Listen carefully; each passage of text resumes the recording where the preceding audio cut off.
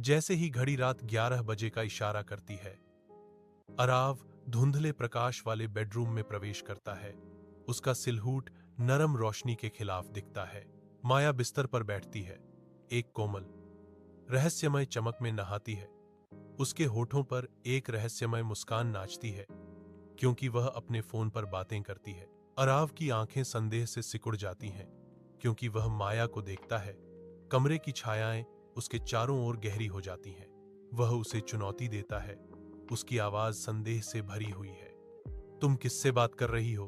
माया की आंखें शरारत से चमकती हैं, जब वह एक भोली मुस्कान के साथ जवाब देती है, सिर्फ एक पुराना दोस्त। मुलायम सुबह की रोशनी माया के बेडरूम को रोशन करती है, जहां उसका फोन बेडसाइड टेबल पर शांत पड़ा है। अराव की निगाहें भूली हुई फोन पर जाती हैं। प्रलोभन उसकी आंखों में चमकता है। वह हिचकिचाता है।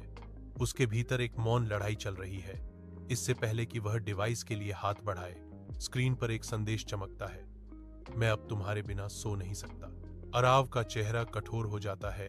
सतह के नीचे भावनाओं का तूफान उमड़ रहा है। वह फोन बंद कर देता है। शब्द उसके दिमाग में गूंजते हैं, अनकही सच्चाइयों की एक स्पष्ट याद दिलाते हैं। कोमल सुबह की रोशनी में आरव दर्पण में घूरता है। उसका प्रतिबिंब गहरा पछतावा और आत्म दोष दिखाता है। वह विचारों में खोया हुआ है, अपने पिछले कार्यों और माया को दिए गए समय पर विचार कर रहा है। आरव फुसफुसाता है। उसकी आवाज पछतावे से भरी हुई है। शायद गलती मेरी ही थी, जो उसे अकेला छोड़ दिया। उसकी आंखों में एक दर्दनाक एहसास झलकता है। जो कुछ हुआ है, उसमें उसकी भूमिका की मूक स्वीकृति है। आरव बालकनी में अकेला खड़ा है। विशाल क्षितिज के खिलाफ एक सिलहूट।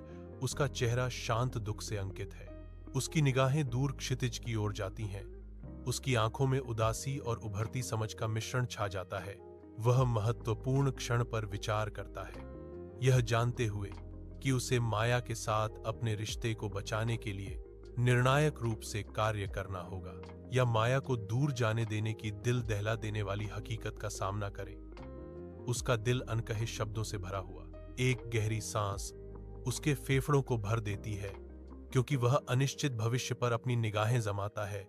उसका संकल्प मजबूत होता जा रहा है।